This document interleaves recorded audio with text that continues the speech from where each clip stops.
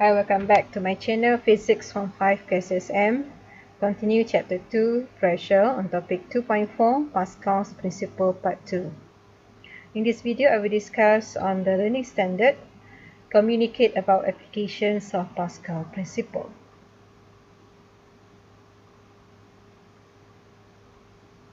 So in my previous video I have discussed about activity 2.7 in the textbook.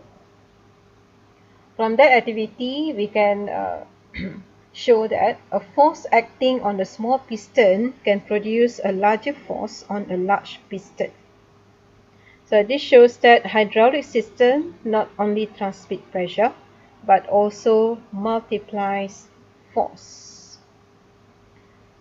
Pressure transmitted equally and uniformly throughout liquid. So this one produces greater force at the second piston, which is has a larger cross-sectional area. So actually this one is based on this formula. Pressure equals to force divided by area. Thus force produced equals to pressure multiply surface area, or the cross-sectional area of the second piston. So for the constant pressure, force is directly proportional to area. So the larger the area of the second piston, it will produce larger force. Okay, so you watch this video. This one will show about car brake system that apply hydraulic system of Pascal principle. So for the vehicle, this is the brake pedal. A small force applied the brake pedal able to stop the car. So this one will cause the brake cylinder to move and causes the fluid or the liquid to be transferred, okay, throughout the tubing to the slave cylinder, which is at the wheels of the car.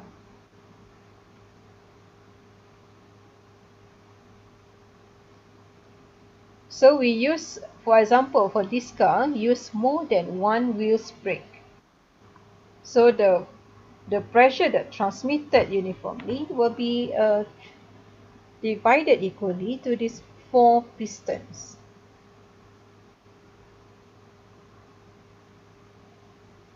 So this one we call it single circuit brake system.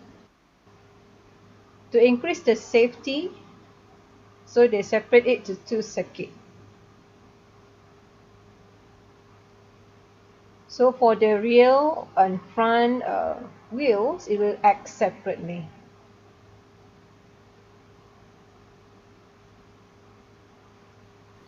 So this one is an advantage for the car because it's safer. This one is the hydraulic jack. So for example, to lift up the car in order to change the car wheels. So you can look at the diameter or the area of the pistons for the input piston and master piston. Okay. This is a car brake system. So you can see this is a brake pedal. Okay. This one connect to the wheels of the car through the tubing here. And the liquid used is placed at the reservoir here. Normally it's the oil brake. Look at the structure of the car brake system. This is the rear wheel. A drum is attached to the rear wheel. The rotor attached to the front wheel. The drum attached to the wheel rotates along with it when the brakes are not applied. Okay, this is a brake pedal and this is a vacuum booster. This is a fluid reservoir. We use like oil brake placed here. Let's try apply a small force on the brake pedal. The force generated by the brake pedal is boosted using vacuum from the engine. The boosting effect causes brakes to respond even more quickly. You can see here, the force from the vacuum booster causes piston inside the master cylinder to move against the spring force and allow brake fluid to flow under pressure. Okay, so it will transmit pressure. The pressurized fluid reaches inside the caliper and wheel cylinder.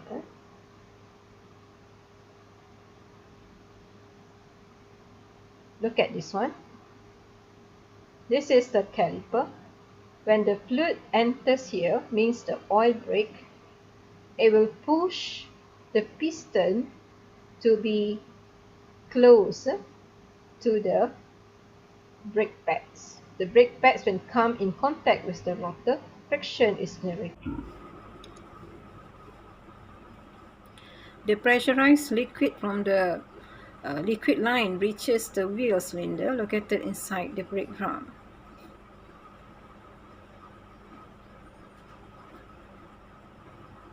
This is the piston inside the wheel cylinder.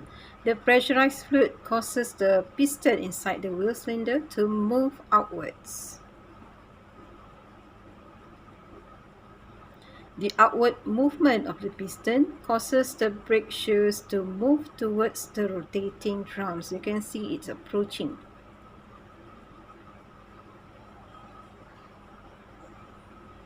The brake shoes rub against the drum, generating friction and converting the kinetic energy into heat energy, and thereby stopping the wheel, meaning produce braking force. This is hydraulic jack. One example of a hydraulic system. The hydraulic jack or hydraulic press is a device used to lifting heavy loads by application of much smaller force. So it is based on Pascal's law or Pascal principle.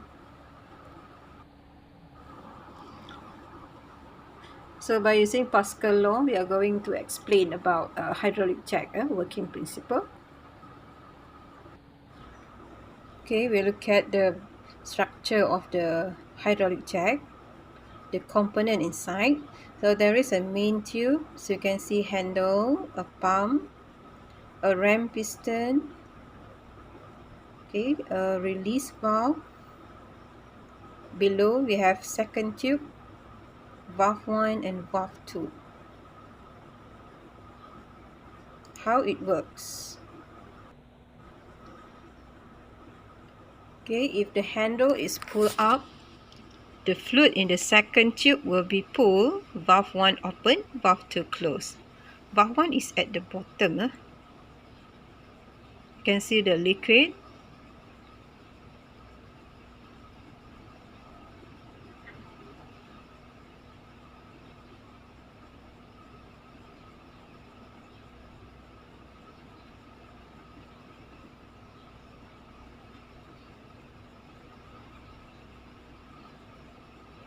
When the handle is pressed down, the oil fills the main tube. Now valve 1 closed, valve 2 open, and as a result, the piston ram will be pushed. The process of push and pull the handle will cause the piston to be pushed forward further, meaning we can lift up the car higher. Okay, the process keep repeating, meaning you need to push and pull the handle repeatedly. So what happens to the valve? The process of lowering the piston ram by opening the release valve, and as a result, the oil in the main tube flows into the second tube. So you can look at the release valve is open, so the oil in the main tube will flows into the second tube. So what happens to the ram or the piston? It will return to its original position. Thus, the hydraulic jack can be removed from the bottom part of the car. So that's all the process for hydraulic jack. So we stop here. Bye.